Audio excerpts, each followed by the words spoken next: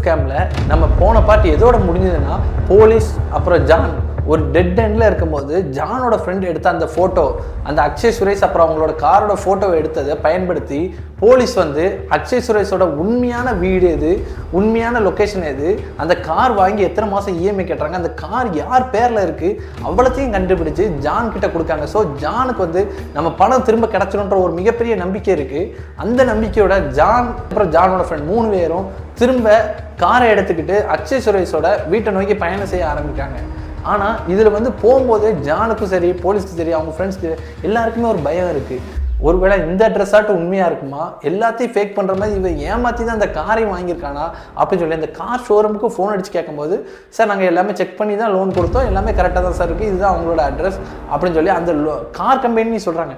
So இதுதான் ப்ராப்பரான இதுன்னு சொல்லி ஒரு நம்பிக்கையில் போய் அவங்க அந்த இடத்துக்கு போகிறாங்க. அந்த இடத்தோட பேர் தான் ஸ்ரீநகர்.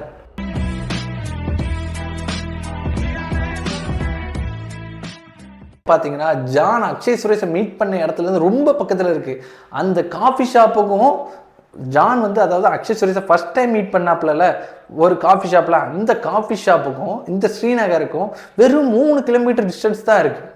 சரி ஓகே, இந்த இடத்த டிஸ்டன்ஸ் இருக்குன்னு பார்த்தா இதே மாதிரி அந்த கேடிஎம் ஷோரூம் சொல்கிறாங்கல்ல, அதான் அந்த பைபாஸ் ரோட்டில் வச்சு மீட் பண்ணாங்கல்ல செகண்ட் டைம், அந்த இது எங்கன்னா இங்கேருந்து ஆப்போசிட் டைரக்ஷனில் 5 கிலோமீட்டர்ஸில் இருக்குது. அதாவது இந்த ஸ்ரீநகரில் இருந்து சுற்றி உள்ள ஏரியாவில் தான் இந்த அக்ஷய் சுரேஷ் எல்லாரையுமே மீட் பண்ணி ஸ்கேம் பண்ணிக்கிட்டு இருக்கான் அப்படின்ற உண்மை இவங்களுக்கு இந்த காரில் போயிட்டு இருக்கும்போது தெரிய வருது.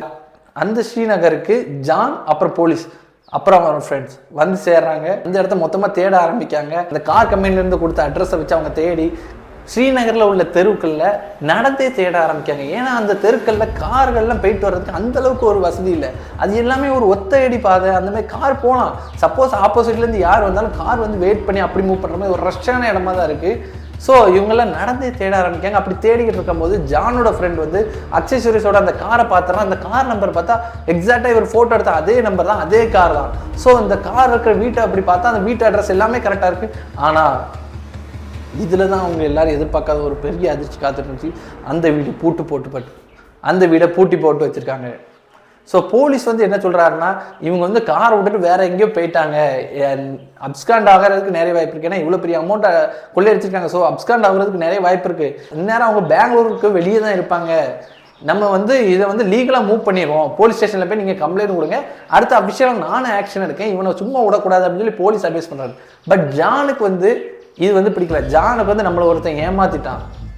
அதாவது நல்லது, நீங்களும் இந்த மாதிரி ஸ்கேம் பண்ணப்பட்டால் ஒரு அவசரப்பட்டு இந்த முடிவு எடுக்கக்கூடாது. ஜான் வந்து என்ன பண்ணுறாருன்னா, இல்லை எனக்கு வந்து இப்போ போலீஸ் கம்ப்ளைண்ட் கொடுக்க விருப்பம், எனக்கு என்னோட காசை ரெக்கவர் பண்ணணும். நான் என்ன பண்ணுறேன், அவன் இங்கே தானே கார் விட்டுருக்கான், அப்போ எப்போ வரைக்கும் இங்கே வருவான், நான் வந்து இதை பார்த்துக்கிறேன் சார், நீங்கள் உங்களோட ஹெல்ப்புக்கெல்லாம் தேங்க்ஸ் அப்படின்னு சொல்லி போலீஸாக அனுப்பிச்சி வைக்க முடிவு எடுக்கான் ஜான். ஜானோட ஃப்ரெண்டு எவ்வளோ தடுத்து பார்க்கலாம், இல்லை நம்ம இதை போலீஸ் மூலயமா மூவ் பண்ணிடலாம், இவ்வளோ தூரம் வந்ததுக்கான நம்ம அந்த போலீஸ் தான், இதை விட்டுட்டு நம்ம தனிப்பட்ட முறையில் எதுவும் பண்ண முடியாது அப்படின்னு சொல்லி ஜானோட ஃப்ரெண்ட் எக்ஸ்பிளைன் பண்ணி ஜானுக்கு புரிய வைக்க முயற்சி பண்ணோம். ஆனால் ஜான் கேட்குறதுல இல்லை, ஜான் என்னோட படம், நான் ரொம்ப கஷ்டப்பட்டு சம்பாதிச்ச பணம், அதை எப்படி இவன் ஏமாத்தல, நான் இவன்ட்டு இருந்து எப்படினாலும் வாங்குறேன், இவனோட அட்ரஸ் எனக்கு தெரிஞ்சுட்டு இது போதும் அப்படின்னு சொல்லி போலீஸ்லேருந்து அனுப்புகிறா. லாயர் ஃப்ரெண்டு சொல்கிறாரு, இல்லை பிரதர் நீங்கள் இதுமாதிரி பண்ணுறக்கூடாது, உங்களுக்கு தான் ரிஸ்க், ஏன்னா இது வந்து சென்னையோ இதோ கிடையாது, உங்கள் ஏரியாவில் நீங்கள் இப்படி பண்ணும்போது ஏதோ பிரச்சனை ஃபேஸ் பண்ணலாம், இது வந்து பெங்களூர் பிரதர். அவர் யார் பேச்சும் கேட்க ஜான் தயாராக இல்லை.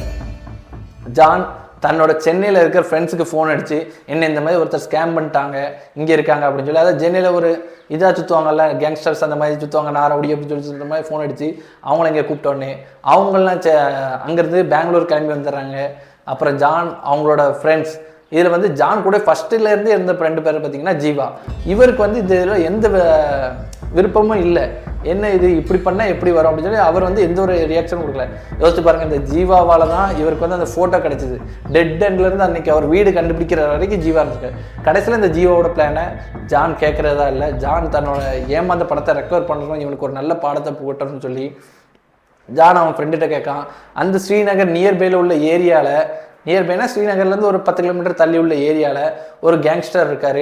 அந்த கேங்ஸ்டர்கிட்ட ஜான் போய், எனக்கு இந்த மாதிரி ஏமாற்றிட்டாங்க, எனக்கு நீங்கள் அதை வாங்கித்தாங்க, உங்களுக்கு வந்து நான் 1 லேக் கொடுத்துட்றேன், நான் வந்து 5 லேக் ஏமாத்திருக்கேன், எனக்கு 4 லேக்ஸ் வாங்கித்தாங்க, நான் வந்து உங்களுக்கு 1 லேக் கொடுத்துட்றேன் அப்படின்னு சொல்லி ஜான் பேசுகிறாரு. கேங்ஸ்டர் சரி ஓகே எனக்கு அட்வான்ஸாக கொஞ்சம் அமௌண்ட் கொடுங்கன்னு ஒரு 30,000 மட்டும் வாங்கிட்டு அவரோட ஆட்கள் ஒரு 6 பேர் அனுப்பி விட்றாங்க. இந்த மாதிரி நடந்துக்கிட்டு இருக்க சுச்சுவேஷன், அவரோட ஆட்கள் 6 பேர், இந்த மாதிரி நடந்துக்கிட்டு இருக்க சுச்சுவேஷனில் ஜானுக்கு ஒரு அன்னோன் நம்பர்லேருந்து ஒரு ஃபோன் வருது. அந்த ஃபோன் பண்ணது யாருன்னு பார்த்தீங்கன்னா அக்ஷய் சுரேஷ்.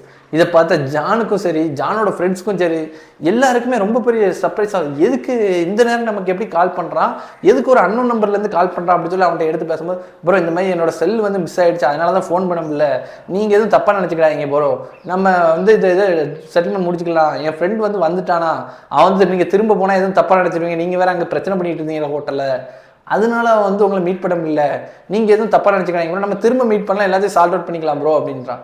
இதை கேட்டோன்னே ஜானுக்கு வந்து ஓகே, அப்போ வந்து கன்ஃபார்ம் நம்ம வந்து இவனை வந்து இந்த வாட்டி பிடிச்சிடணும், இவன் திரும்பவும் நம்ம ஏமாத்த தான் போகிறான்னு ஜான் புரிஞ்சுட்டு அந்த அக்ஷய் சுரேஷ் நம்புற மாதிரியே பேசுகிறான். நீங்கள் இந்த மாதிரி பண்ணுங்க ப்ரோ, அந்த மாதிரி. உடனே ஜான் வந்து என்ன பண்ணால் அந்த கேங்ஸ்டர் கேட்டாலும் இந்த 6 பேர், நீங்கள் இந்த 6 பேர் வாங்க, அவன் வந்து வரன்றான், அவங்க வீட்டுக்கு போனால் அவன் பூட்டியிருக்கான், அவன் எஸ்கேப் ஆக வாய்ப்பு இருக்குது. ஸோ நம்ம என்ன பண்ண போகிறோம், அவனை வந்து அவன் வர சொல்கிற இடத்துக்கே வர வச்சு, அவன் ஃப்ரெண்ட்ஸ் கூட ஒரு 6 பேர் இருக்காங்க, நீங்களாம் அவங்கள பார்த்துக்கோங்க, நான் காரில் போய் நான் ஸ்டேஷன் கொண்டு போயிடுறேன், அவனை எப்படியாட்டும் நான் என் காசை ரெக்கவர் பண்ணிடுறேன் ப்ரோ அப்படின்னு சொல்லி கேங்ஸ்டர்கிட்ட பேசுனா இவங்களுக்குலாம் ஓகே அப்படின்றாங்க. ஆனால் ஜானோட ஃப்ரெண்ட் ஜீவாக்கு மட்டும் இந்த விஷயம் சுத்தமாக விருப்பம் இல்லை. ஏன்னா இது வந்து ஏதோ ஒரு மிஸ்டேக் இருக்கிற மாதிரி அவருக்கு ஸ்டார்டிங்லேருந்து தோணிக்கிட்டே இருக்குது. அவர் சொல்கிற ஜான்ட்ட இது வந்து சரியில்லை, நம்ம ஏன் அதை போலீஸ் மூலியமாக அனுப்ப கூட இல்லை, நான் வந்து இவரை பிடிச்சே அவன் அப்படின்ற முடிவில் ஜான் வந்துடுறான். இப்போ ஜான் வந்து அக்ஷய் சுரேஷ் சொன்ன அந்த இடத்துக்கு போகணும். அது வேற எந்த இடம் இல்லை, இவங்க செகண்ட் டைம் மீட் பண்ணாங்களே அந்த கேடிஎம் ஷோரூம் அப்படின்ற ஒரு பிரிட்ஜு, கேடிஎம் ஷோரூம் நியரில் இருக்க அந்த பிரிட்ஜு, அந்த பிரிட்ஜுக்கு திரும்ப வாங்க அப்படின்னு சொல்லி அக்ஷய் சுரேஷ் சொல்கிறான். ஸோ இது வந்து ஜானுக்கு ஒரு சேஃபான இடமா, ஒரு பப்ளிக் இடமா தான் இருக்குது, என்னன்னாலும் பார்த்துக்கலாம் அப்படின்னு சொல்லி தான் ஜான் வந்து முடிவெடுத்து இவரோட 6 ஃப்ரெண்ட்ஸோட 6 கேங்ஸ்டர்ஸு மற்றும் இவங்களோட 4 ஃப்ரெண்ட்ஸோட போகிறாரு. அதாவது இவங்க ஒரு 10 பேர் இருக்காங்க, அவங்க சைடு ஒரு 6 பேர் தான் எப்படி வருவாங்க அப்படின்றது ஜானுக்கு தெரியும். ஸோ அக்ஷய் சுரேஷ்ட உள்ள 6 பேரை சமாளித்து அக்ஷய் சுரேஷ் மட்டும் தூக்கி போட்டு போய் காசை ரெக்கவர் பண்ணுறது தான் இவங்களோட பிளானாக இருந்துச்சு. அக்ஷய் சுரேஷ் என்ன சொன்னால், நான் வந்து 10 மணிக்கு அந்த இடத்துக்கு வந்துடுறோம் ப்ரோ, நீங்கள் வந்து அந்த 10 மணிக்கு வந்துருங்க அப்படின்னு சொல்லிடுறோம். உடனே ஜானு ஓகேன்னு சொல்லிட்டு இவங்க எல்லாம் ப்ரிப்பேர் ஆவாங்க. இவங்க சைடு ஒரு 10 பேர் இருக்காங்க. அவங்க சொன்ன மாதிரி அந்த பிரிட்ஜில் வந்து இருக்காங்க, ஒரு 5 பேர் இருக்காங்க. உடனே ஜான் வந்து காரை வந்து ஒரு 100 மீட்டரை தள்ளி விட்டுட்டு, நான் இங்கேருந்து போகிறேன், எதனால நீங்கள் வந்துருங்க, 4 சைடு, அதாவது 4 சைடு இருக்கும்ல பிரிட்ஜில், 4 சைடு என்ட்ரன்ஸாக, 4 சைடு மாதிரி 2 சைடு ஸ்கூட்டரு, 2 சைடு ஆட்டோ, ஒரு சைடு கார் மட்டும் அந்த நடுவில் ஜான் இறங்கி போகிற மாதிரி தெரியாத மாதிரி அந்த எல்லாரும் பதுங்கி இருக்காங்க. இப்படி பதுங்கி இருக்கிற நேரத்தில் ஜான் வந்து நான் போய் பேசிட்டு வரேன் அப்படின்னு சொல்லி போகிறாரு. பக்கத்தில் போகிறாரு, பார்த்தா அந்த 5 பேர் இருக்காங்க. ஓகே அக்ஷய் சுரேஷ் எனக்கு எப்படி பிடிச்சிட வேண்டியதான் அப்படின்னு சொல்லிட்டு பக்கத்தில் போய் பார்த்து அவர் பேச ஆரம்பிக்கும் போது தான் தெரியுது அந்த இடத்துல அக்ஷய் சுரேஷ் இல்லை. நம்ம எவ்வளோ தான் முயற்சி பண்ணாலும் ஸ்கேமர்ஸ் நம்மளை விட அதிகமாக இருப்பாங்க, அப்போ ஒரு படி முன்னாடி இருப்பாங்கன்றது இதுதான். இவங்க வந்து எப்படினாலும் நம்ம அக்ஷய் சுரேஷை பிடிச்சிடணும் அப்படின்றது கான்செப்டில் தான் இருந்தாங்க. பட் இந்த பிளான் எப்படி லீக் ஆச்சு, இல்லைன்னா இவர் எப்படி இது பண்ணார் அப்படின்னு தெரியல. அந்த இடத்துல அக்ஷய் சுரேஷை தவிர மிச்சம் 5 பேருமே இருக்காங்க. மிச்சம் 5 பேருமே ஜானை பிடிச்சி பேசுகிறாங்க. ஜானுக்கு தோணையா ஜானுக்கு பார்க்குறதுக்கு ஃப்ரெண்ட்ஸ் வந்தாங்க, நல்ல ஒரு கேங் ஃப்ரெண்டு ஒருத்தன் வந்தான், அவனும் கூட போயிருக்கான். அவங்க அப்படி இருக்கும்போது இவங்க வந்து எப்படின்னா கான்ஃபரன்ஸ் காலில் ஜானாக இருக்கட்டும், ஜானோட ஃப்ரெண்ட்ஸு இருக்கட்டும், அந்த ரவுடியாக இருக்கட்டும், எல்லாருமே கனெக்ஷனில் இருக்காங்க. இங்கே வந்து என்ன தூக்கிடலாமான்னு சொல்லி எல்லாரும் கேட்கும்போது, பட் வந்து ஜான் வந்து எங்கே அக்ஷய் சுரேஷ் இல்லைன்னு சொல்லி அந்த இதில் பேசுறது வந்து இவங்க எல்லாரும் கேட்டுட்டு அமைதியாகவே இருக்காங்க. ஓகே அப்போ இன்னும் அவர் வரல போல அப்படின்னு அக்ஷய் சுரேஷ்க்கு வந்து அவன் தமிழ்காரன் ஒருத்தர் இருப்பான்னு சொன்னல, அவன் ஃபோன் அடிச்சு ப்ரோ எனக்கு உங்களை பார்த்து பயமாயிட்டு ப்ரோ, அதான் ஓடிட்டேன், நீங்கள் ஏதோ நான் ஏதோ திருட்டு பண்ண, நான் வெளியே தான் ப்ரோ போயிட்டு வர போனேன், ரூமு கூட நான் வெக்கேட் பண்ணல ப்ரோ அப்படின்னு மாதிரி பேசிக்கிட்டு இருக்கான். இருந்தாலும் ஜான் வந்து இதில் கிளாரிட்டியாக இருக்கிறீங்க வந்து போய் தான் சொல்கிறாங்க, நோ எனக்கு காசு தர மாட்டேன், எனக்கு அக்ஷய் சுரேஷை காட்டுங்க, நான் அவர்கிட்ட பேசிக்கிறேன் அப்படின்னு சொல்லி கேட்கான். இப்படி ஜான் வந்து கேட்கும்போது சரி ஓகே இனிமேல் ஃபோன் அடிச்சு கொடுத்துரும் அப்படின்னு சொல்லி அக்ஷய் சுரேஷுக்கு ஃபோன் அடிச்சு அவர் ஃபோன்லேருந்து கொடுக்காங்க.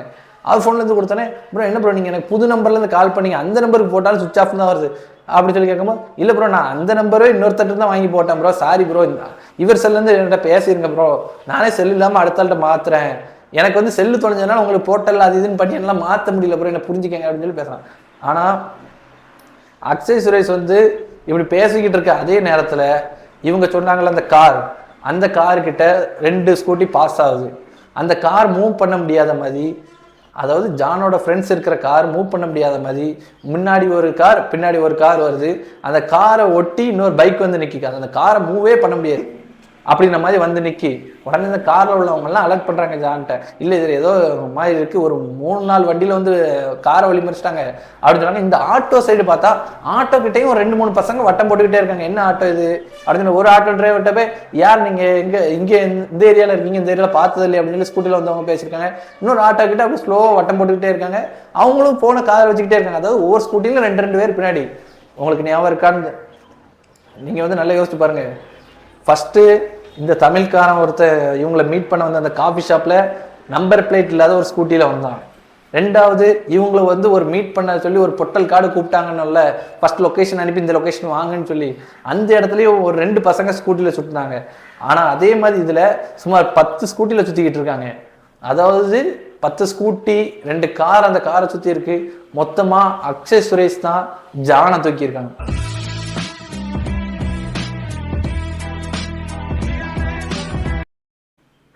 புரியுதா ஃப்ரெண்ட்ஸ்? அதாவது அக்ஷய் சுரேஷை நம்ம தூக்கிடலாம் அப்படின்னு சொல்லி ஒரு 10 பேரோட இவங்க ரொட்டேஷன் பண்ணா அக்ஷய் சுரேஷ் சுமார் 35 to 40 பேர் இருந்திருப்பாங்க.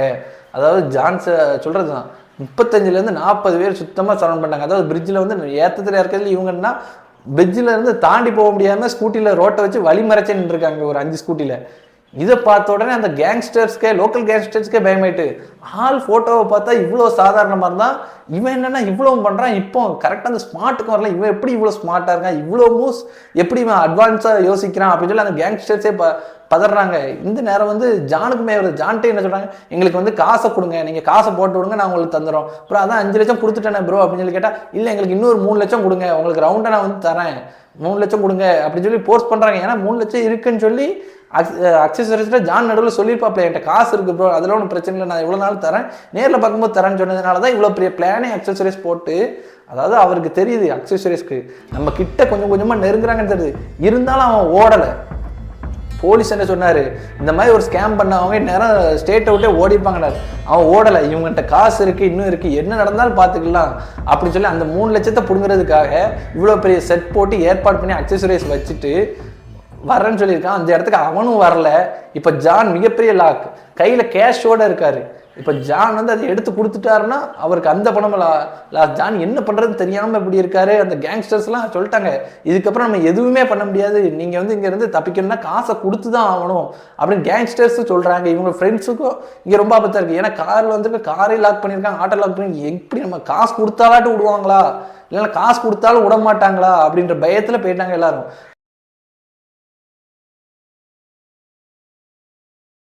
அந்த நேரத்தில் இவங்க எல்லாரையும் காப்பாற்றுற மாதிரி ஒரு சைரன் சவுண்டு வருது. அதாவது அந்த இடத்துக்கு போலீஸ் வருது. போலீஸோட ஜீப்பு நைட் ரவுண்ட்ஸ் வரும்போது இப்படி இருந்து எல்லா ஸ்கூட்டியுமே கிளைய ஆரம்பிக்கு. அதாவது அக்ஷய் இருந்த எல்லா ஸ்கூட்டியுமே அந்த இடத்த விட்டு டிஸ்போஸ் ஆகணும். ஏன்னா எல்லாருமே யோசிப்பாங்க, எல்லாருமே கிரிமினல்ஸ், எல்லாருமே அக்யூஸ்ட், அவங்க எல்லாருக்குமே போலீஸை பார்த்தா ஒரு பயம் இருக்குது. ஸோ அவங்க அந்த இடத்த விட்டு மொத்தமாக கலையிறாங்க. இந்த சான்ஸ், அவங்களோட அந்த பதட்டமான சான்ஸை பயன்படுத்தி ஜான் அந்த இடத்துல இருந்து நேராக காரில் ஏறாரு. கார் எடுத்துகிட்டு கார் கிளம்பிடுது. அந்த ஆட்டோவில் கேங்ஸ்டர்ஸும் இந்த இடத்துல இருந்தால் ரொம்ப பெரிய பிரச்சனைன்னு புரிஞ்சுக்கிட்டு அவங்களும் கிளம்பிடுறாங்க. இப்படி எல்லாரும் கிளம்பினதுக்கு அப்புறம் அந்த அக்ஷய் சுரேஷ் அப்படின்றவர் ஜானோட செல்லுக்கு திரும்ப ஒரு அன்னோன் நம்பர்லேருந்து கால் பண்ணி அவரே பேசுகிறார். ப்ரோ நீங்கள் எங்கே போனீங்க, நான் எங்கே போனீங்க அப்படின்னு 40 பேரை வச்சுட்டு நம்ம மிரட்ட நம்ம கையிலேருந்து காசை பிடுங்கிறதுக்கு தான் பார்க்காங்க, இனிமேல் நம்ம இருக்கக்கூடாது, இந்த இடத்த விட்டு எஸ்கேப் ஆகணும்னு சொல்லி ஜான் இல்லை பண்ண ஃபோன் பண்ணாங்க, கட் பண்ணுறாங்க. அவர் ஃபோன் அடிச்சுக்கிட்டே இருக்கார் திரும்ப திரும்ப. இருந்தாலும் ஜானுக்கு பயம் போகவே இல்லை. கார் அந்த நைட் நேரத்தில் சுமார் 11:30-12 மணி அந்த நேரத்தில் போயிருக்காங்க. ஆள் நடமாட்டம் இல்லாத இடத்துக்குள்ளே போகுது இந்த கார் போகுது, பின்னாடி ஆட்டோவில் அந்த கேங்ஸ்டர்ஸ்லாம் வந்துகிட்டு இருக்காங்க. இருந்தாலும் அவருக்கு ஒரு பயம். நம்ம கூட எத்தனை பேர் இருந்தாலும் அவங்கள அந்த ஸ்கூட்டியில் வந்த ஆட்களையும் அவங்களையும் பார்த்து இவருக்கு ரொம்ப பயமாகவே இருக்கு ஜானுக்கு. சரி, இப்படி போயிட்டே இருக்கும்போது கேங்ஸ்டருக்கு ஃபோன் அடிச்சு சொல்லிடுவோம், நாங்கள் பெங்களூரில் இல்லை, பெங்களூர் விட்டு காலி பண்ணிடுறோம் அப்படின்னு சொல்லிடுவோன்னு முடிவெடுத்து ஜான் காரை நிப்பாட்டல. காரை நிப்பாட்டி பின்னாடி ஆட்டோவில் வர சொல்லியிருக்கலாம். காரை நிப்பாட்டாமல் ஃபோன் அடித்து கேங்ஸ்டர்கிட்ட பேசுகிறாரு.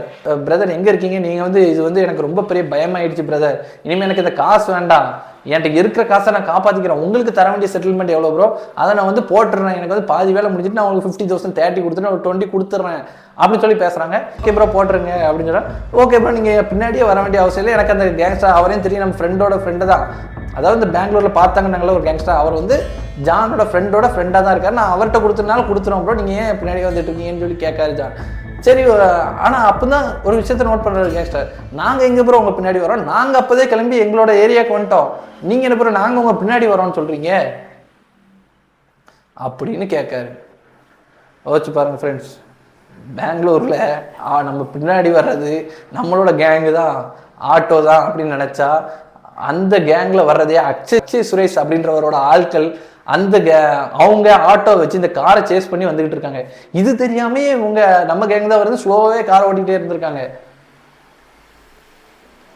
இந்த நேரம் இவர் இப்படி பேசும்போது செகண்ட் லைனில் அக்ஷய் சுரேஷ் வந்துக்கிட்டே இருக்காப்புல. இந்த செகண்ட் லைனில் வந்தோடனே அக்ஷய் சுரேஷை முடிஞ்ச அளவுக்கு அவாய்ட் பண்ணிட்டு இந்த ஜான் பேசிக்கிட்டு இருக்கும்போது தான் இவ்வளோ விஷயம் அவருக்கு தெரிய வருது. அப்போ தான் பின்னாடி ப்ராப்பராக பார்க்காங்க. வர்ற ஆட்டோவில் மேலே உள்ள ஷீட் கிடையாது, எதுவும் கிடையாது. வர்ற ஆட்டோவில் ஒரு 4-5 பேர் இருக்காங்க, சின்ன பசங்க மாதிரி இருக்காங்க. ஆட்டோ அப்படி ஸ்பீடாக வந்துக்கிட்டே இருக்கு. உடனே இவங்க விட்றா காரை, இதுக்கப்புறம் நம்ம ஒப்பேறாது அப்படின்னு சொல்லி உயிர் பயத்தில் காரை அழுத்தி போயிட்டே இருக்காங்க. அந்த நேரம் ஜான் வந்து சரி எதுக்குதான் இவர் நம்ம பின்னாடி துரத்துறான்னு கேட்டுருவோம் அப்படின்னு சொல்லி ஃபோனை அட்டன் பண்ணி, ஜான் பிரதர் சொல்லுங்க எதுக்கு எங்கள் பின்னாடி இது வந்துக்கிட்டே இருக்கீங்க ஆட்டோவில் அப்படின்னு சொல்லி கேட்கும்போது அவர் சொல்கிறார், ப்ரோ நான் உங்களை பார்க்க தான் வரேன், நான் உங்கள் பின்னாடி தான் இருக்கேன் ப்ரோ, நீங்கள் வண்டி நிப்பாட்டுங்க, நம்ம எதனால நின்று பேசிக்கலாம், நீங்கள் தானே ப்ரோ நேரில் பார்க்கணுன்னு ஆசைப்பட்டீங்க. வச்சு பாருங்க ஃப்ரெண்ட்ஸ், நீங்கள் வந்து ஒரு ஸ்கேமர்கிட்ட ஏமாந்துருக்கீங்க. அந்த ஸ்கேமர்கிட்ட நேரில் பார்த்து அவர்கிட்ட பிடிங்கிடலாம் காசு அப்படின்ற நிலைமை தான் உங்களுக்கு இருக்கும். ஆனால் இந்த ஜானோட மைண்ட் செட்லேருந்து யோசிச்சு பாருங்க. அவனே சொல்கிறான், நீங்கள் தானே சொன்னீங்க என்னை நேரில் பார்க்கணும்னு சொல்லி, நானே நேரில் வரேன், நீங்கள் ஏன் ஓடுறீங்க, நில்லுங்க அப்புறம் நம்ம பேசிக்கிடுவோம் அப்படின்னு சொல்கிறான். அவனுக்கு வந்து கையில் உள்ள அந்த பணம் 3 லட்சம் ரூபா பணம் கையில் இருக்கு. அந்த பணத்தை அவரை பார்த்து எப்படியாட்டு பிடிங்கிடணும் அப்படின்ற மைண்ட் செட்டில் இருக்கான். இவனுக்கு வந்து இவங்க பண்ணுற எல்லா மூவ்ஸுமே தெரிஞ்சிருக்கு. இத்தனைக்கும் ஃப்ரெண்ட்ஸ் அந்த அக்ஷய் சுரேஷுக்கு நம்மளை தேடி நம்மளோட ஊருக்கு போயிருக்கான், நம்ம ஃபேக்காக கொடுத்த ஆதார் கொடுத்த ஊருக்கு போயிருக்க விஷயமும் தெரிஞ்சிருந்திருக்கு. அதுக்கடுத்து அந்த ஹோட்டலில் வாங்கின சிசிடிவி ஃபுட்டேஜ் வாங்கின விஷயமும் தெரிஞ்சிருக்கு. காஃபி கடையில் வாங்கின சிசிடிவி வாங்கின ஃபுட்டேஜ் விஷயமும் தெரிஞ்சிருக்கு. அப்போ பார்த்துக்கங்க, இவனுக்கு வந்து எல்லாமே தெரிஞ்சிருக்கு. ஆனால் ஒரு துளி பயம் இல்லை. என்ன நடந்தாலும் சரி நான் அவன்கிட்ட காசு வாங்கிடுவேன் அப்படின்றதுல பின்னாடியே ஆட்டோவில் ஃபாலோ பண்ணுறான். அதுக்கப்புறம் அவங்க காரை நிறுத்துறாங்களான்னு கேட்டால் நிறுத்தவே இல்லையே. எவ்வளோ ஸ்பீடு ஆட்டோ வந்தாலும் அந்த ஸ்பீடில் ஸ்பீட் பிரேக்கர் எதுவுமே இவங்க பார்க்கல. எல்லா ஸ்பீட் பிரேக்கையும் தாண்டி வேகமாக காருக்கு என்னன்னாலும் பரவாயில்ல மாட்டிடவே கூடாதுன்னு சொல்லி முடிஞ்ச அளவு வேகமாக போட்டு ஒரு ஹைவே ரோட்டில் ஏறி பெங்களூர் டு சென்னை போகிற road, Bengaluru to Chennai road, அந்த ரோட்டில் ஒரு அழுத்து ஏறுறாங்க. அந்த பின்னாடி ஒரு 3 ஸ்கூட்டி ஃபாலோ பண்ணி வருது. இருந்தாலும் காரோட வேகத்துக்கு அந்த ஸ்கூட்டியால் ஃபாலோ பண்ண முடியல. ஸோ அந்த கார் வந்து அந்த காரில் இருந்த ஜான் அப்போதைக்கு தப்பிச்சு போயிடுறாரு. அந்த டோல்கேட்டெல்லாம் தாண்டும் போது எல்லாமே ஒரு பயம் இருக்குது. அங்கேருந்து சுமார் ஒரு 30 கிலோமீட்டர் 35 கிலோமீட்டர் பெங்களூர் விட்டு அவுட்டர் வந்துட்டார். அப்பவும் அவருக்கு பயமாக இருக்குது. ஒரு பெட்ரோல் ஷெல் பல்கில் நின்று அவர் பெட்ரோல் போடுறதுக்கு நின்றுருக்காரு. அப்படி அந்த ஷெல் பல்கில் அவர் பெட்ரோல் போட நிற்கும் போது பின்னாடி ஒரு 2 வண்டியில் வந்தவங்க பார்க்காங்க இவங்களை. அதை பார்த்தே ஜானுக்கு பயமாக இருக்குது. ஒரு ஸ்கேமர் எந்த அளவுக்கு பயம்படுத்துவா அப்படின்னு பார்த்துக்கோங்க ஃப்ரெண்ட்ஸ். இவ்வளோ அழகாக படிச்சிருக்காரு, எல்லாம் தெரிஞ்சிருக்கு. நான் என்னன்னாலும் போலீஸ்டே என்ன சொல்லியிருக்கேன், நான் அவனை பார்த்துக்கிறேன் அப்படின்னு சொல்லிட்டு வந்த ஜானை இவ்வளோத்துக்குள்ளே பயந்து பெங்களூரை விட்டே ஓட வச்சிருக்கான் அந்த ஸ்கேமர் அக்ஷய் சுரேஷ். இதை பார்த்ததுக்கப்புறம் இவங்க ஜானாக இருக்கட்டும், ஜானோட ஃப்ரெண்ட்ஸாக இருக்கட்டும், யாருக்குமே என்ன சொல்கிறதுன்னு தெரியல. இது ஒரு மிகப்பெரிய ஒரு ஸ்கேமாக இருக்குது, இவன் சாதாரண ஆளே இல்லை அப்படின்னு சொல்லி அவங்களுக்கு அப்போ தான் புரிய வருது. சரி அப்படின்னு சொல்லிட்டு ஜான் அதுக்கடுத்து தான் காரில் பார்க்காரு. அவங்களோட ஃப்ரெண்ட்ஸ்லாம் தேடுறாங்க. அவனோட ஃப்ரெண்ட்ஸில் ஒருத்தரை காணும். அங்கே சென்னையிலேருந்து வந்தாங்கல்ல, அவங்கள ஒரு பையனை காணும். இதில் என்னென்னா அந்த பையனை அந்த நேரம் அந்த இன்சிடென்ட் நடக்கும்போது அந்த இடத்துல தான் இருந்தான், கேடிஎம் ஷோரூம் நியரில் தான் இருந்தான். இப்போ அந்த பையனை காணும். அக்ஷய் சுரேஷ்லேருந்து ஃபோன் வந்துக்கிட்டே இருக்கு. ஒருவேளை அவன் மாட்டிக்கிட்டானான்னு சொல்லி இவங்க பயத்தில் அதுக்கடுத்து அந்த பையனுக்கு ஃபோனை கஷ்டப்பட்டு தேடி அடிக்கும்போது அவன் சொல்கிறான், ஆமாம் நான் வந்து நம்ம தங்கி இருந்தோம்ல அந்த ஹோட்டலுக்கே வந்துட்டேன், நான் சேஃபாக தான் இருக்கேன் அப்படின்றாங்க. இவங்க சொல்கிறாங்க, நாங்கள் இப்போ பெங்களூரை காலி பண்ணிடலான்னு இருக்கோம், இனிமேலாம் இந்த கதை ஒப்பேறாது அப்படின்னு சென்னையிலேருந்து வந்தாங்கல்ல அந்த கேங்ஸ், அவங்களாம் சொல்லிட்டாங்க ஜானோட ஃப்ரெண்ட்ஸ். உடனே ஜான் வந்து சரி ஓகே நம்மளும் கிளம்பிட வேண்டியதா அப்படின்னு சொல்கிறான். உடனே அவன் ஃப்ரெண்டு சொல்கிறான், நைட் இப்போ வந்து 12 o'clock ஆகிட்டு, நீங்கள் வந்து என்னை பிக்கப் பண்ணிட்டு போயிருங்க அப்படின்னு சொல்கிறான். ஜானோட அதாவது ஃப்ரெண்ட்ஸ் கூட வந்து ஒரு பையன் இருக்கு, அங்கே தனியாக இருந்தானல்ல, அவன் நான் ஹோட்டலில் தான் இருக்கேன், நீங்கள் வந்து கொஞ்சம் பிக்கப் பண்ணிட்டு போயிருங்க அப்படின்னு சொல்லி அவன் ஃப்ரெண்டு சொல்கிறான். அப்போ வந்து ஜானுக்கு வந்து பெங்களூர் போகணுன்ற எண்ணமே கிடையாது. இதுக்கப்புறம் நம்ம பெங்களூர் போகவே கூடாது அப்படின்னு சொல்லி பிக்கப் பண்ணுங்கன்னு சொன்னதுக்கப்புறம் அந்த செல் பல்க்லேருந்து திரும்பி அவர் பெங்களூர் பார்க்காரு. அவருக்கு வந்து இந்த பெங்களூரே இப்படி தான், அந்த பெங்களூருக்குள்ளே கால் வைக்கவே அவ்வளோ பயம். அந்த அளவுக்கு அந்த ஸ்கேமரை உருவாக்கி விட்டுருக்கான் அந்த பயத்தை. இருந்தாலும் அவங்க கூட உள்ள ஃப்ரெண்ட்ஸ் நம்ம கூட வந்தோன்னு விட்டுட்டு போகக்கூடாது, நம்ம எப்படியாட்டு போயிடலாம், நம்ம இதே மாதிரி எஸ்கேப் ஆகிட்டோம், கவலை இல்லை, இனிமேல் நம்மளை ஃபாலோ பண்ணுற மாதிரி தெரிஞ்சால் ரிட்டர்ன் பண்ணிக்கிறோம் அப்படின்னு சொல்லி கஷ்டப்பட்டு வந்த ஹோட்டலுக்கு போகிறாங்க. அந்த ஹோட்டல் போகும்போது சப்போஸ் நம்மளை ரூட் எடுத்து இந்த ஹோட்டல் வரைக்கும் வந்து பிடிங்கிடக்கூடாது அப்படின்னு சொல்லி நைட்டோட நைட்டு அந்த ஹோட்டல்லேருந்து இன்னொரு ஹோட்டல் மாறி போய் தங்குறாங்க. அப்படி இன்னொரு ஹோட்டலில் ஸ்டே பண்ண பிறகு தான் ஜானுக்கு வந்து கொஞ்சம் ரிலாக்ஸாக இருக்குது. அடுத்த வந்து லாயருக்கு ஃபோன் அடித்து இந்த மாதிரி நடந்ததெல்லாம் சொல்கிறாரு. லாயர் வந்து சத்தம் போடுறாரு, நீங்கள் படித்த பையன் நினச்சா இப்படி போய் அன்எஜுகேட்டடாக பிஹேவ் பண்ணியிருக்கீங்களே, அவன் வீடு தெரிஞ்சுட்டு அது தெரிஞ்சுன்னா நீங்கள் டீசெண்டாக போலீஸ்கிட்ட கம்ப்ளைண்ட் கொடுத்துருக்கணும், ஏன் அப்படி பண்ணீங்க, இனிமேல் ஹெல்ப் கேட்காதீங்க, நீங்கள் எல்லாருமே லீகலாக பாருங்கள், உங்களால் இப்போ நான் இஷ்யூவில் மாட்டியிருப்பேன், நான் ஒரு கான்ஸ்டபிள் அனுப்பி தான் அந்த வீடை கண்டுபிடிச்சி இன்றைக்கி உங்களுக்கு என்ன ஆனாலும் ஏன் பொறுப்பு தான் அப்படின்னு சொல்லி இந்த லாயர் சொல்லிடுறாரு. ஸோ ஜானுக்கு வந்து இருந்த கடைசி கோப்பம் அந்த லாயரும் வந்து சொல்லிடுறாரு. இப்போ வந்து ஜான் வந்து அவர் லாயர் சொன்னதுக்குபடி நம்ம போலீஸ் ஸ்டேஷன் போயிடுவோம் அப்படின்னு சொல்லி அவன் சேட் பண்ண ஹிஸ்ட்ரி எல்லாத்தையும் எடுத்துகிட்டு வந்து போலீஸ் ஸ்டேஷன் போய் கம்ப்ளைண்ட் கொடுக்கலான்னு சொல்லி அப்போ போகிறாங்க. அந்த இன்னொரு ஹோட்டலில் இருந்தாங்க. அடுத்து கொஞ்சம் விடிஞ்சோடனே போகிறாங்க. ஒரு 9 மணி 10 மணி போல் காலையில் போய் பார்ப்போம் அப்படின்னு போலீஸ் ஸ்டேஷனில் போய் இந்த மாதிரி எங்களை கொலை பண்ண ட்ரை பண்ணாங்க, நாங்கள் தப்பிச்சிட்டோம், எங்கிட்ட 5 லட்ச ரூபா இது வரைக்கும் ஸ்கேம் பண்ணியிருக்காங்க அப்படின்னு சொல்லி போலீஸ் ஸ்டேஷனில் சொல்லும்போது போலீஸ் ஸ்டேஷனில் கேட்காங்க. ஓகே, போலீஸ் ஸ்டேஷனில் சொல்லும்போது போலீஸ் ஸ்டேஷனில் சொல்கிறாங்க, ஆமாம் நேற்று அந்த கேடிஎம் பிரிட்ஜுக்கிட்ட ஒரு பிரச்சனை நடந்தது, அது நீங்கள் தானா அப்படின்னு சொல்லி கேட்டாங்க. அப்போ தான் போலீஸ் எல்லாருக்குமே தெரிஞ்சிருக்கு இந்த மாதிரி இத்தனை பேர் சரௌண்ட் பண்ணி நிற்காங்க, ஒரு மிகப்பெரிய சம்பவம் நடக்க போகுது அப்படின்னு தெரிஞ்சு தான் போலீஸ் வந்து அந்த இடத்துக்கு வந்திருக்காங்க. இப்படி நடந்துச்சுன்னா நமக்கு நல்லதில்லை அப்படின்னு சொல்லி தான் அந்த போலீஸ் வந்து வந்திருக்காங்க அந்த இடத்துக்கு. அப்போ பார்த்துக்கங்க, நீங்களே எதிர்பார்த்துக்கோங்க. போலீஸுக்கு தகவல் கொடுத்து அந்த போலீஸ் வந்து இவ்வளோ பேரை சரௌண்ட் பண்ணி பார்த்து யாரையுமே பிடிக்கல. போலீஸ் ஏன்னா போலீஸ் தெரியுது, பிடிச்சானா இது வேற ஏதோ பிரச்சனை ஆகும்னு சொல்லி பிடிக்கல. எதுவும் சம்பவம் நடக்காத வரைக்கும் அவங்களால பிடிக்க முடியாது, எல்லாம் விசாரிச்சுட்டு அப்படி விட்டுருக்காங்க. உடனே போலீஸ் வந்து இப்படி சொல்றாரு, ஆமாம் சார் அது எங்கே தான், தயவு செஞ்சு இந்த கேஸ் எடுங்க, எங்களுக்கு எப்படியாட்டி என் படத்தை ரெக்கவர் பண்ணி கொடுங்க சார், எனக்கு ரொம்ப அர்ஜென்ட்டு. ஏன்னா யோசிச்சு பாருங்க, இந்த இதில் அக்ஷய் சுரேஷ்ட வந்து இவங்களோட காசுலாம் படிக்கணும். இந்த காசை இவங்க வந்து அட்வான்ஸாக பே பண்ணால் தான் சைனாலேருந்து பொருள் அனுப்பா இங்கே உள்ள கிளைண்ட்டே இவங்களுக்கு டெலிவரி பண்ண முடியும். இல்லைன்னா இவங்க மேலே ஒரு திருட்டு கேஸ் வந்துடும். அட்வான்ஸ் வாங்கிட்டா அட்வான்ஸே திரும்ப கொடுக்க முடியாது. அட்வான்ஸ் தான் இவன்ட்ட கொடுத்தாச்சு, அட்வான்ஸாக அக்ஷய் சுரேஷ்ட கொடுத்தாச்சு. இந்த அட்வான்ஸை சென்னையில் கொடுத்தாதான் அந்த அட்வான்ஸை சைனாவில் கொடுத்தா சைனாவில் இருக்க ப்ராடக்ட் அனுப்பா, இந்த ப்ராடக்ட் எடுத்து கொண்டு போய் தான் இவங்களால இங்கே கொடுக்க முடியும், கிளைண்ட்டை கொடுக்க முடியும். அப்படி கிளைண்ட்டை வந்து ப்ராடக்ட்டோ காசோ கொடுக்கலன்னா கிளைண்ட் ஆஸ் யூஷுவல் கம்ப்ளைண்ட் பண்ணினா நாளைக்கு இவங்களோட லைஃபுக்கே ஒரு இஷ்யூ ஆகும். ஒரு கேஸ் வந்துட்டு என்ன யோசிச்சு பாருங்க. இப்படி வந்து ஜானுக்கு ஒரு பயத்தில் போலீஸ் ஸ்டேஷனில் இந்த மாதிரி கம்ப்ளைண்ட் கொடுக்கும்போது போலீஸ் ஸ்டேஷன் இது வந்து நாங்கள் எடுக்க மாட்டோம், இதை வந்து நீங்கள் வந்து கம்ப்ளைண்ட் பண்ண வேண்டிய இடம் சைபர் கிரைம், கரெக்டாக சைபர் கிரைம் இந்த இடத்துல இருக்குது, அங்கே போய் கம்ப்ளைண்ட் பண்ணுங்க அப்படின்னு சொன்னாங்க. போலீஸ்ட்டு சொல்கிறாங்க, சார் எங்களை கொலை பண்ண அட்டன் பண்ணியிருக்காங்க சார், இந்த இடத்துல அவங்க வீடு இருக்குது, இந்த இவர் தான் அப்படின்னு சொன்னாங்க. போலீஸ் அப்பவும் கம்ப்ளைண்ட் எடுக்கல. இல்லை அப்புறம் நீங்கள் வந்து 5 லட்ச ரூபா லாஸ் பண்ணியிருக்கீங்க, நாங்கள் இது கேஸ் எடுத்தோன்னா இது கிரிமினல் கேஸ் தான், நீங்கள் போய் சைபர் கிரைமில் கொடுங்கன்ட்டாங்க. ஓகேன்னு சொல்லி இவங்க இதுவும் ஒரு லாஜிக்காக தானே இருக்குது அப்படின்னு ஜான் அடுத்த எல்லாருமே போய் சரி சைபர் கிரைமில் கொடுப்போம் அப்படின்னாங்க. இப்போ தான் ஜீவா இவ்வளோ நாள் வந்து ஜீவாவுக்கு வந்து என்னென்னா ஜான் வந்து நம்மளை இப்படி சொல்லிட்டாரு, நீ வந்து நீ பயப்படுற அப்படின்னு சொன்னாங்கன்னா அவர் இந்த ஆக்ஷன் எடுக்கல, அவர் இந்த சம்பவம்லாம் பார்த்துட்டு தான் இருந்தார். இவன் சொல்ல சரி ஓகே சைபர் கிரைம் போகிறாங்க, எல்லாமே அவங்க வாட்ஸ்அப்பில் சேட் பண்ணது, ஃபோன் கால் பேசின ரெக்கார்டு அடுத்து எல்லாத்தையும் எடுத்துகிட்டு போய் கொடுக்க போகிறாங்க சைபர் கிரைமில். உள்ளே போனால் சைபர் கிரைமில் எப்படி பார்க்காங்கன்னா நம்ம வந்து தமிழ்நாட்டிலேருந்து வந்திருக்கோம், இவங்க வந்து பெங்களூர். ஸோ என்ன பார்க்காங்க, தமிழ்நாட்டிலேருந்து வந்தால் அவங்க மதிக்கவே உட்கார சொல்ல உள்ளே வர சொல்ல அப்படியே நிற்க விட்டுறாங்க. கீழே போஸ்ட் ஸ்டேஷன் மேலே சைபர் கிரைம் ஆஃபீஸ் இருந்திருக்கு, அவங்க அப்படியே நிற்கே விட்டுருக்காங்க. இவங்களும் ஒரு அரை மணி நேரம் கிட்ட நின்று பார்த்துட்டு அடுத்து அந்த லாயருக்கு வேறு வழி இல்லாமல் அடிச்சிட்டாங்க. லாயர் வந்து ஃபோன் எடுக்கல ஃபஸ்ட்டு, அடுத்த கொஞ்சம் நேரம் கழிச்சு எடுத்து பேசுகிறாங்க. ஓகே சொல்லுப்பா தம்பி என்னாச்சுன்னா, சார் இந்த மாதிரி சைபர் கிரைமுக்கு வந்துட்டோம் சார், சைபர் கிரைமில் வந்து கேஸ் எடுக்கிறதுல எங்களை எதுவுமே கண்டுக்கவே மாட்டேங்க சார், கொஞ்சம் பேசுங்க. நம்ம சரி ஓகே தானே அவங்களுக்கு பண்ணுற கடைசி ஹெல்ப் அப்படின்னு சொல்லிட்டு அவர் இந்த சைபர் கிரைமில் கீழே ஸ்டேஷனில் தான் அவர் கான்ஸ்டபிள் தெரியுமே லாயர்ஸ்க்கு, உடனே கான்ஸ்டபிள் பேசி அவர் வந்து சொல்கிறாரு இந்த மாதிரி ஒரு தெஃப்ட்டுக்கு இந்த மாதிரி ஒரு சீட்டிங் கேஸு சைபர் கிரைமில் எடுத்துக்கங்க அப்படின்னு சொல்லி சொல்கிறாரு. இந்த மாதிரி ஆன்லைனில் ஸ்கேம் பண்ணிட்டாங்க, அந்த ஸ்கேம் கேஸை நீங்கள் எடுத்துக்கங்க, இவங்களுக்கு கொஞ்சம் ரெக்கவர் பண்ண ஹெல்ப் பண்ணுங்கன்னு கான்ஸ்டபிள் சொல்கிறாரு. உடனே கான்ஸ்டபிள் சொன்னதுனால இவங்க வந்து கேஸை வந்து எடுப்போம் அப்படின்னாலும் சைபர் கிரைமில் ரிசப்ஷனில் இருக்கிறவங்க சொல்கிறாங்க ஓகேப்பா நீ வா, என்ன கேஸ் அப்படின்னா சார் இந்த மாதிரி 5 லட்ச ரூபா காண போயிடுச்சு, ஸ்கேம் பண்ணிட்டாங்க சார் அப்படின்னு மட்டும்தான் சொல்கிறாரு, என்ன நடந்துச்சு அதுன்னு சொல்லலை. உடனே இவர் வந்து என்ன சொல்கிறார், இந்த மாதிரி ஸ்கேம் கேஸ்னால் அங்கே உள்ள பிரபாகர்னு ஒருத்தர் இருப்பார், பார்த்துக்கிறோம் பிரபாகர் அதான் அவர் பேர், பிரபாகர் அதான் அவரோட பேர். அவர் வந்து உள்ளே இருப்பார், நீ அவர்கிட்ட போய் இதை பற்றி கம்ப்ளைண்ட் பண்ணுப்பா, அவர் தான் இந்த மாதிரி ஸ்கேம்ஸ்லாம் பார்ப்பார், உனக்கு என்ன முடியுதோ அதை வந்து அவங்க ஹெல்ப் பண்ணுவாங்க அப்படின்னு சொல்கிறாங்க. உடனே இவங்களுக்கு வந்து ஒரே சந்தோஷம், ஓகே நம்மளுக்கு வந்து ரெஸ்பான்ஸ் கிடச்சிட்டு நம்ம போகலாம் உள்ளே போய் அவரை பார்த்துக்கலாம்னு சொல்லி பிரபாகர் அவர் தர்றாங்க. அவர் வந்து அங்கே நிறைய ஆஃபீஸில் அந்த ரூம் தனித்தனியாக இருக்கும்போது அந்த இதில் ஒரு சின்ன இதில் ஒரு கேபினில் உட்காந்துருக்காரு.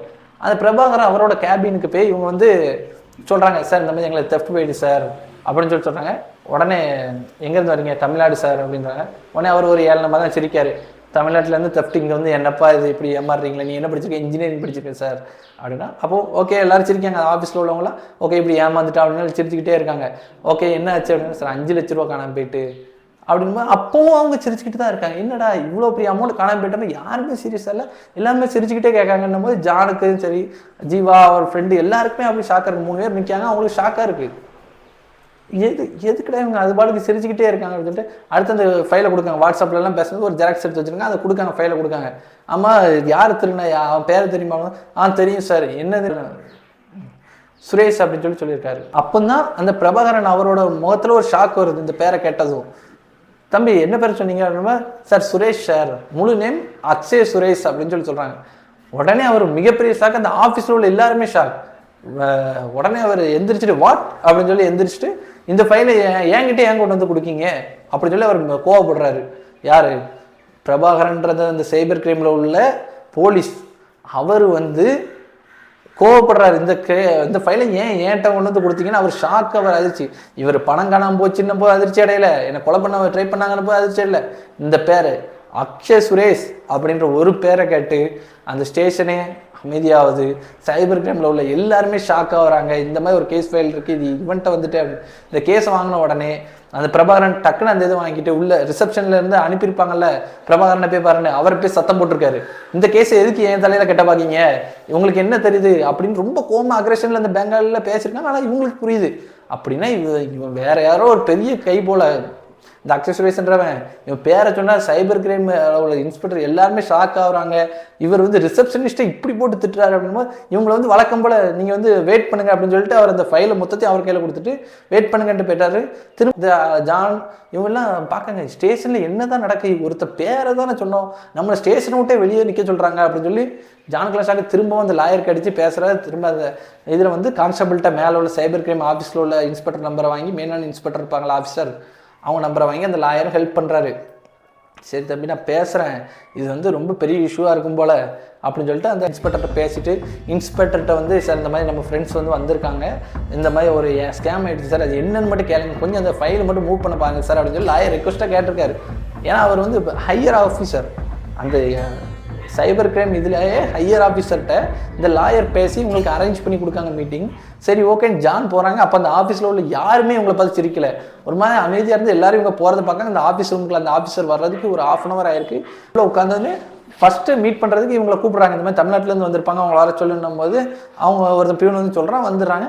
உடனே இந்த ஆஃபீஸர்கிட்ட போய் சொல்லுங்கள் தம்பி என்ன ஆச்சு அப்படின்னு சொல்லி அந்த ஆஃபீஸர் சீக்கிரம் சீரியஸாக கேட்காரு. அந்த ஆஃபீஸர்கிட்ட போய் சார் இந்த மாதிரி ஒருத்தர் எங்களை ஸ்கேம் பண்ணிட்டார் சார், ஆன்லைனில் கிரிப்டோ சொல்லி ஸ்கேம் பண்ணிட்டார் சார், அப்படியா யார் அப்படின்னு சொல்லி கேட்கும்போது அவர்கிட்ட சொல்லுங்க சார் இந்த மாதிரி அக்ஷய் சுரேஷ் அப்படின்றவர். உடனே அந்த ஆஃபீஸரும் ஷாக். அந்த ஆஃபீஸரு அப்போ தான் வந்திருக்கு, அதாவது இந்த இவ்வளோ நேரம் இந்த ஆஃபீஸில் நடந்துச்சு, அந்த ஆஃபீஸர் ஷாக் ஆகிட்டு என்னது அக்ஷய் சுரேஷா, அவங்க ஒரு நொட்டோரியஸ் காய் அப்படின்னா. இந்த விஷயத்த நம்மகிட்ட சொன்ன அந்த ஜான் வந்து என்ன சொல்றாருன்னா, இன்னைக்கு வரைக்கும் எனக்கு அந்த வார்த்தை ஞாபகம் இருக்கு, Akshay Suresh he is a notorious காய் அப்படின்னு சொல்லியிருக்காங்க. யோசிச்சு பாருங்க, ஒரு ஹையர் ஆஃபீஸர் ஆள் பார்க்க எப்படி இருக்கான்னு பாருங்க. இந்த மாதிரி இருக்கிற ஒருத்தனை பார்த்து அந்த சைபர் கிரைம் டிபார்ட்மெண்ட் அமைதியாகுது, அந்த ஆஃபீஸர் அமைதியாகுது. அவர் என்ன சொல்றாரு, இனிமேல் இந்த கேஸ் எங்களால் எதுவும் பண்ண முடியாது, நீங்கள் வந்து தமிழ்நாட்டுக்கே போங்க, தமிழ்நாட்டில் போய் உங்கள் இதில் உள்ள எஸ்பி ஆஃபீஸர் டிஜிபி ஆஃபீஸ்லேயே இல்லையா கம்ப்ளைண்ட் கொடுத்து எங்களுக்கு கொண்டு வாங்க, அப்போ நாங்கள் வந்து உங்களுக்கு இவனை பிடிச்சி கொடுக்குறோம், நீங்கள் தமிழ்நாட்டுக்கு வேணால் கொண்டு போங்க, மற்றபடி இங்கே இந்த கேஸ் எடுக்க முடியாது, நீங்கள் தயவு செஞ்சு போங்க அப்படின்னு சொல்லிடுறாங்க. உடனே இந்த லாயர்கிட்டையும் பேசி இல்லை சார் எங்களால் இந்த கேஸ் எடுக்க முடியாது, இது வந்து பெரிய இஷ்யூ, நீங்கள் வந்து என்னமா பார்த்துக்கங்க அப்படின்னு சொல்லிட்டாங்க. ஃப்ரெண்ட்ஸ், இவ்வளோ நேரம் நீங்கள் கேட்ட கதையில் யோசிச்சு பாருங்கள், கதை முடிவுக்கு வரப்போகுது. ஒரு ஸ்கேமரை பிடிச்சாகணுன்ற வேகத்தில் இருக்க ஒருத்தர் எவ்வளவோ முயற்சி பண்ணி போ அடுத்தடுத்த கட்டத்தில் இவங்க வைக்க ஒவ்வொரு ஸ்டெப் வைக்கும் போதும் இவங்க ரெண்டு ஸ்டெப் பின்னாடி வராங்க. இந்த அக்ஷய் சுரேஷை எப்போல்லாம் நெருங்கிட்டோம், இவனை பிடிச்சிடலாம் அப்படின்னு நினச்சி எவ்வளோ கிட்ட போனாலும் அப்போ அவங்களுக்கு ஒரு மிகப்பெரிய அதிர்ச்சியான தகவல் கிடைக்கி அந்த அக்ஷய் சுரேஷை பற்றி பயம்தான் வருதை தவிர இவனை பிடிச்சிடலான்னு ஒரு நம்பிக்கை வரவே மாட்டேங்க.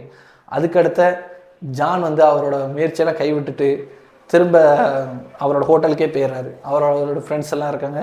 இனிமேல் நம்ம இவனை என்ன பண்ண முடியும் அப்படின்னா, அந்த நேரம் ஜானுக்கு வந்து எந்த ஐடியாவும் இல்லை, அவ்வளோதான், நம்மளுக்கு இனிமேல் இந்த காசு கிடையாது, இனிமேல் நம்ம இந்த கேஸை விட்டு போயிடலாம் அப்படின்னு நினச்சி ஜான் கைவிடுறாரு அவரோட ஆசையை. இனிமேல் நம்ம வேணால் போய் தமிழ்நாட்டில் கம்ப்ளைண்ட் கொடுக்கலாம் அப்படின்ற மைண்ட் செட் வந்துட்டாரு.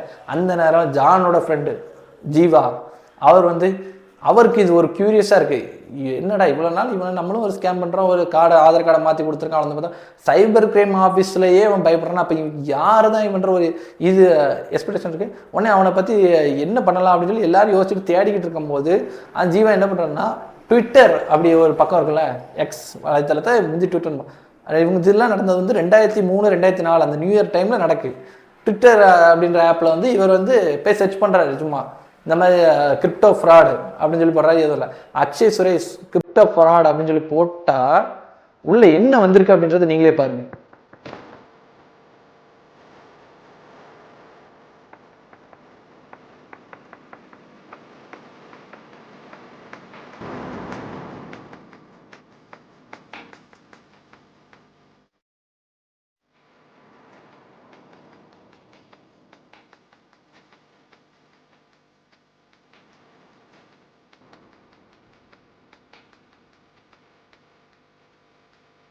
இந்த அக்ஷய் சுரேஷ் என்ன பண்றாருன்னு பாத்தீங்கன்னா இவங்களோட இன்ஃபுளுன்ஸ் யூஸ் பண்ணி ட்விட்டர்ல வர்ற இதெல்லாம் அழிக்கிறாரு. ஏன்னா ட்விட்டர்ல ரொம்ப தெரிஞ்சிட்டுனா இவர் வந்து மாட்டிக்கிட்டு வரல. ட்விட்டரோ இன்ஸ்டாகிராம்லாம் இவரை பத்தி என்ன போஸ்ட் வந்தாலும் இவர் டேரக்டா பிளாக் பண்ணி டெலீட் பண்றாரு. அந்த அளவுக்கு இவர்கிட்ட சோர்ஸ் இருக்கு. அந்த ட்விட்டரில் பார்க்கும்போது தான் தெரிய வருது இவர் வந்து இருக்காரு. அதுக்கடுத்து அந்த ட்விட்டரில் வந்து ஏமாந்த அவங்களும் ஏகப்பட்ட கம்ப்ளைண்ட்ஸ், 100க்கும் மேலே கம்ப்ளைண்ட்ஸ் இருக்கு அவங்க மேலே. எல்லாருமே என்னோட பணம் காணாமல் போச்சு, 2 லட்சம் போச்சு, 5 லட்சம் போச்சு, 8 லட்சம் போச்சு அப்படின்னு மாதிரி தான் இருக்குது. இதில் பார்த்தீங்கன்னா ராஜஸ்தான், அதுக்கடுத்து இந்த ஹைதராபாத் இந்த மாதிரி இடத்துலலாம் இருக்காங்க. அவங்களாம் வந்து அவங்களுக்கு லாங்குவேஜ் புரியல, இந்த கிரிப்டோ இதுன்னு பேசியே ஏமாற்றிருக்காங்க. சரி ஓகே அப்படின்னு சொல்லி இவ்வளோ தானே பார்த்தா ஒருத்தர்கிட்ட ஃபோன் அடிச்சு கேட்க, இந்த மாதிரி எங்களுக்கு எதுவும் இன்ஃபர்மேஷன் கிடைச்சா ஷேர் பண்ணுங்க அப்படின்னு சொல்லி ஒருத்தர் அந்த கேஸ் ஃபைலை கொடுத்தா அது கீழே நம்பர் போட்டிருந்தா. அது ஹிந்தி பேசுகிறார். அவர் டெல்லியில் இருக்கார். அவருக்கு ஃபோன் அடித்து ஜான் பேசுகிறாங்க. அப்போ வந்து அவர் ஹிந்தியில் சொல்கிறார். நடுவில் மீடியேட் பண்ணுறதுக்கு ஒருத்தரை வச்சு கேட்காங்க, நாங்கள் இந்த மாதிரி நாங்களும் தேடி இந்த மாதிரி அக்ஷய் சுரேஷை தேடி வந்தோம், ஆதார் கார்டெலாம் வச்சு தேடினோம், எங்களுக்கும் இதே மாதிரி ஸ்ரீநகரில் தான் அவர் இருக்கான்றதை நாங்கள் கண்டுபிடிக்கிறதுக்கு எங்களுக்கு 2 வாரம் ஆச்சு. ஆனால் உங்களோட லக்கில் நீங்கள் கண்டுபிடிச்சிட்டிங்க. நாங்கள் சுமார் ஒரு 18 பேர் வந்திருந்தோம். நாங்கள் வந்து எங்களுக்கு சாப்பாடு அங்கே சர்வே பண்ண முடியல பெங்களூரில், அதனால தான் நாங்கள் அவனை விட்டுட்டு வந்தோம். நாங்கள் வந்து வரும்போது கன்னெல்லாம் கையில் கொண்டு வந்தோம். கிடைச்சா அவனை கொலைனாலும் பண்ணிடணும், எங்களை ஏமாத்தினா இருக்கக்கூடாது, அந்த அளவுக்கு நாங்கள் வெளியில் வந்தோம். இருந்த அவனோட வீட்டை நாங்கள் கண்டுபிடிக்கிறதுக்கு 2 வாரம் யோசிச்சு பாருங்க, 15 நாள் 16 நாள் வீட்டை கண்டுபிடிச்சு போனால் வீடு பூட்டில் இருக்கு. நீங்களாட்ட அவர் காரை பார்த்துட்டு இருக்கீங்க, நாங்கள் அதையும் பார்க்கல. எங்களுக்கு அதான் ஒரு வீடானே டவுட் வந்து நாங்களும் ஸ்டேஷன்லாம் போய் கம்ப்ளைண்ட் கொடுக்கலாம் ட்ரை பண்ணுறோம். ஸ்டேஷன்லேயும் கம்ப்ளைண்ட் எடுக்கவே மாட்டேங்க. இந்த பேரை வந்து அந்த ஸ்டேஷனில் உள்ள எல்லாருக்குமே தெரிஞ்சு யாருமே இந்த கம்ப்ளைண்ட் எடுக்க மாட்டேங்க. ஸோ எங்களுக்கு வேற வழி தெரில, நாங்கள் அதுக்கு மேலே எங்களால் சர்வே பண்ண முடியல, அவன் என்னைக்கு வரான்னு எங்களுக்கு தெரில. ஸோ நாங்கள் இந்த இடத்த விட்டு காலி பண்ணி இங்கே வந்துட்டோம், எங்களுக்கு நடந்தது 2 வருஷம் ஆச்சு அப்படின்னு சொல்கிறாரு. இதெல்லாம் கேட்டதுக்கப்புறம் ஜானுக்கு வந்து ஓகே, இது நம்ம மட்டும் ஏமாறல, இந்த ஸ்கேம் வந்து இது ரெகுலராக நடந்துக்கிட்டே இருக்குது, நம்மளும் ஏமாந்துருக்கோம், நம்மளோட இது 5 லட்ச ரூபா, இதே மாதிரி 7 லட்சம் 8 லட்சம் 10 லட்சம் அப்படின்னு சொல்லி ஏகப்பட்ட கம்ப்ளைண்ட் 100க்கு மேலே அந்த ட்விட்டர்லேயே தெரியுது, ஃபோட்டோலேயே வந்திருக்கு. இப்படி இருக்கும்போது ஜான் வந்து ஒன்று புரிஞ்சுக்கிறாரு, இதுக்கப்புறம் நம்ம இந்த கேஸில் இன்வால்வ் ஆக வேண்டாம், இதுக்கப்புறம் நம்ம லைஃபுக்கும் ரிஸ்க் ஆயிரும் அப்படின்னு சொல்லி ஜான் புரிஞ்சுட்டு இந்த கேஸை விட்டுட்டு அவர் சென்னைக்கு போகலாம், சென்னையில் போய் கம்ப்ளைண்ட் பண்ணி அஃபிஷியல் என்ன உண்டோ பார்த்துக்கிடலாம் அப்படின்னு சொல்லி சென்னைக்கு திரும்ப ரிட்டர்ன் வந்துடுறாரு. ஸ்கேமோடது இவர் வந்து ரிட்டர்ன் பண்ணி அதுக்கடுத்த ரொம்ப கஷ்டப்பட்டு நிறைய போலீஸ்டெல்லாம் பேசி கடைசியில் இவர் வந்து 2 லட்ச ரூபாயோ 1.5 லட்ச ரூபாயோ திரும்ப மீட்டுட்டாரு. இது வந்து ஓகே. ஆனால் இதில் வந்து நீங்கள் நல்லா பார்த்துக்கிடணும், நீங்கள் வந்து என்னெல்லாம் பண்ணலாம் என்னெல்லாம் பண்ணக்கூடாதுன்றதே நான் உங்களுக்கு ப்ராப்பராக சொல்லியிருப்பேன். அதுக்காக தான் இவ்வளோ பெரிய வீடியோ நான் போட்டிருக்கேன். ஏன்னா இவன் ஒருத்தர் ஸ்கேமர், அவனை பார்க்குறதே ரொம்ப கஷ்டம். அவனை நீங்கள் தேடி போய் அவனை பார்த்து பிடிச்சிடலாம் அப்படின்னு நினச்சி போனீங்கன்னா ரிஸ்க் வந்து உங்கள் லைஃப்க்கு தான் ரிஸ்க் ஆகும். நீங்கள் இந்த பணத்துக்கு ஆசைப்பட்டு மேலும் அவங்ககிட்ட போக போக நீங்கள் ஒன்று பணம் இழப்பீங்க, இல்லைன்னா உங்கள் உயிரோ ஏதோ ஒன்று நீங்கள் இழந்துக்கிட்டே இருப்பீங்க. இல்லை சர்வே பண்ணி இவனை தேடுறதுக்கு எனக்கு 1 லேக் செலவாயிட்டு ஆனால் அவர் சொல்கிறாரு இது பாருங்க. ஆனால் இந்த அக்ஷய் சுரேஷ் இவ்வளவும் பண்ண, இந்த அக்ஷய் சுரேஷோட வயசு எவ்வளோன்னு பார்த்தீங்கன்னா அப்போ 26 வயசு தான் ஆகுது. இவன் இதுவரைக்கும் கொள்ளையடிச்ச அமௌண்ட் எவ்வளோ அப்படின்னு சொல்லி கடைசியில் ஒரு ரிப்போர்ட் வந்து போலீஸ் சைடு இருந்து இங்கே ஜானு கிடச்சிருக்கு. அவர் என்ன சொல்கிறாருன்னா இதுவரைக்கும் அவர் 25 கோடி ரூபா கொள்ளையடிச்சிருக்காங்க மொத்தம். இந்த ஸ்கேமை இவர் ஆரம்பித்தது 18 வயசில் ஆரம்பிச்சிருக்காரு. 18 வயசுல ஆரம்பிச்சு 7 வருஷத்துல சுமார் 25 கோடி ரூபா கொள்ளையடிச்சு வெளியே தெரிய வந்திருக்கு. இதே மாதிரி கம்ப்ளைண்ட் வந்திருக்கு டெல்லியில இருந்து, ராஜஸ்தான்ல இருந்து, கேரளால இருந்து, உத்தரப்பிரதேசில இருந்து, அப்படி சொல்லி ஏகப்பட்ட இந்தியாவில் வந்து எந்த இடத்துமே அவர் விடலை, எல்லா இடத்துக்கும் கொள்ளையடிச்சிரு. அதாவது ஓப்பனாக ஒரு வலையை விரிச்சு வைக்காரு. அந்த வலையில ஃபர்ஸ்ட் வர்றவங்ககிட்ட ஆசையை காட்டி கொஞ்சம் அமௌண்ட்டை ரிட்டர்ன் கொடுக்காரு. அடுத்த பேராசைப்பட்டு வர்றவங்க தான் இவங்களோட மெயின் கிளைண்டாக இருக்காங்க. அப்படி பிடிச்சாங்க. நான் இதுக்கு தான் உங்களுக்கு அந்த கதை சொன்னேன். மீனுக்கு வந்து இறைய வச்சு தூண்டில் போடுறாங்க. மீன் ஆசைப்பட்டு சாப்பிடும் போது பிரச்சனை இல்லை, அந்த ஆசை எப்போ அந்த மீனுக்கு பேராசையாகுதோ அப்போ அந்த மீன் மாட்டி. ஆசைக்கும் பேராசைக்கும் நடக்கிற பொருள் ஜெயிக்கிறது பேராசை. அதே மாதிரி தான் அந்த ஸ்கேமர் சின்னதாக ஒரு அமௌண்ட்டை கொடுக்குற மாதிரி கொடுத்து ஏகப்பட்ட அமௌண்ட்டை கொள்ளையடிச்சு 25 கோடி ரூபா கொள்ளையடிச்சு அக்ஷய் சுரேஷை இன்னைக்கு வரைக்கும் எந்த போலீஸாலையுமே பிடிக்க முடியல. அவர் அந்த ஸ்ரீநகரில் தான் இருக்கார் இப்போ வரைக்கும். அந்த இடத்த சுற்றி தான் கிரைம் பண்ணிக்கிட்டே இருக்காரு. அந்த சைபர் கிரைம் ஆஃபீஸாலையும் எதுவும் பண்ண முடியல, அந்த போலீஸாலையும் எதுவும் பண்ண முடியல. இந்த அக்ஷய் சுரேஷ் பின்னாடி யார் இருக்கான்றது இன்னைக்கு வரைக்குமே யாருக்குமே தெரியல. இதுல இந்த அக்ஷய் சுரேஷ் இந்த தொழிலாம் எங்க போய் பழகினார் அப்படின்னு பார்க்கும்போது அக்ஷய் சுரேஷோட வீடு வந்து ரொம்ப பூரான வீடாக தான் இருந்திருக்கு. அவங்க வீட்டில் வந்து படிக்க வைக்க கூட வசதி இல்லை. இவர் வந்து தாய்லாந்துக்கு அனுப்புறாங்க. எப்போ இவரோட 14 வயசுல ஒண்ணுமே இல்லை இவங்க வீட்டில் இருந்தோடனே ஒருத்தர் வந்து அரேஞ்ச் பண்ணி இவனை 14 வயசுல தாய்லாந்து கூட்டிட்டு போறாரு. தாய்லாந்துல போயிட்டு இவன் 4 வருஷம் சர்வே பண்ணிட்டு 4 வருஷம் அங்க என்ன பண்ணா என்ன செஞ்சான்னு யாருக்குமே தெரியல. அந்த 4 வருஷம் தாய்லாந்துல இருந்துட்டு இந்த அக்ஷய் சுரேஷ்ன்றவன் திரும்ப பெங்களூருக்கு வந்ததுக்கு அப்புறம் இவனோட வேலையை ஆரம்பிச்சிருக்கான். 18 வயசுல இருந்து 25 வயசுக்குள்ள 25 கோடி ரூபா கொள்ளை அடிச்சிருக்கான் இந்த அக்ஷய் சுரேஷ் அப்படின்றவன். நடுவில் இந்த 4 வருஷம் அங்கே என்னதான் பண்ணா, எதுக்கு போனான்றது இப்போ வரைக்கும் அந்த தகவலை கண்டுபிடிக்க முடியல. ஸோ ஃப்ரெண்ட்ஸ், இந்த அக்ஷய் சுரேஷோட ஸ்டோரி சஸ்பென்ஸாக தான் இருக்குது, இன்னும் அதுக்கு முடியல. ஏன்னா அவர் இன்னும் ஸ்ரீநகரில் சுற்றிட்டு இருக்காரு, இன்னும் பல ஸ்கேம் பண்ணிட்டு இருக்காரு. அதுக்காக தான் இந்த வீடியோ இவ்வளோ லென்த்தை நான் போட்டு உங்கள்கிட்ட திரும்ப திரும்ப சொல்கிறேன். என்னோட பேரை நீ வச்சுக்கோங்க, அக்ஷய் சுரேஷ் கிரிப்டோ ஸ்கேமர் அப்படின்னு வச்சுக்கோங்க. நீங்கள் யாருமே இந்த மாதிரி ஸ்கேமில் ஏமாந்துடாதீங்க தயவு செஞ்சு. ஏமாந்தீங்கன்னா திரும்ப அவனை பிடிக்க போகிறேன் அப்படின்னு சொல்லி முயற்சி பண்ணுங்க. ஏன்னா நம்மளோட ஜானே பாருங்க, அவர் என்ன பண்ணுறாரு, ஏமாந்தார். ஏமாந்தது எவ்வளோ, 30,000 ரூபா ஏமாந்தன்றாரு. 10,000 ரூபா போட்டேன், அடுத்த 2,000 ரூபா போடுறதுக்கு 20,000 போட்டேன்றாரு. 30,000 ரூபா ஏமாந்தன்னு போயிட்டு திரும்ப அதை பிடிக்க போய் மொத்தம் 5 லட்ச ரூபா ஏமாந்துருக்காரு. அதுவும் அவங்க கிட்ட போக எவ்வளோ பெரிய பிரச்சனைகள். சரி, போலீஸ் மூலியமா அணுகி போகிறது தான் ஒரு கரெக்டான வழி, சேஃபான வழி. அந்த வழியை நீங்கள் போய் ஒரு கிரிமினலை கிடைச்சானா பிடிச்சி அவங்க மூலியமா ரெக்கவர் பண்ணுறது ஒரு ஈஸியான வே. சப்போஸ் நீங்கள் நானே பண்ணுறேன், எனக்கு பெரிய ஆள்லாம் தெரியும், ஏன் ஆள் பலத்தை வச்சு நான் போகிறேன் அப்படின்னு சொல்லி போய் இந்த ஜான் எவ்வளோ பெரிய இஷ்யூவில் மாட்டி அதில் எப்படி தன்னோட உயிரை காப்பாற்றி தப்பிச்சு ஓடி வந்தாருன்றதே நீங்கள் கேட்டிருக்கீங்க. ஸோ யாருமே தன்னோட பணத்தை இழந்துட்டீங்கன்னா அஃபிஷியலாக சைபர் கிரைம்லேயோ போலீஸ் ஸ்டேஷன்லேயே கம்ப்ளைண்ட் பண்ணி உங்கள் பணத்தை ரெக்கவர் பண்ணுறதுக்கு என்ன வழி உண்டு அதை பாருங்கள். அது கொஞ்சம் டிலேயாக இருக்கும், அலைய விடுவாங்க போலீஸ் ஸ்டேஷன், அதை பற்றி கவலைப்படுறாங்க. பட் அது உங்களுக்கு சேஃப் அண்ட் செக்யூர். ஸோ நீங்கள் எவ்வளோ பணத்தை இழந்தாலும் சரி, எப்போவுமே சைபர் கிரைமை அணுகுங்க. அதுதான் பெட்டர் ஆப்ஷன், வேறு வழியே கிடையாது.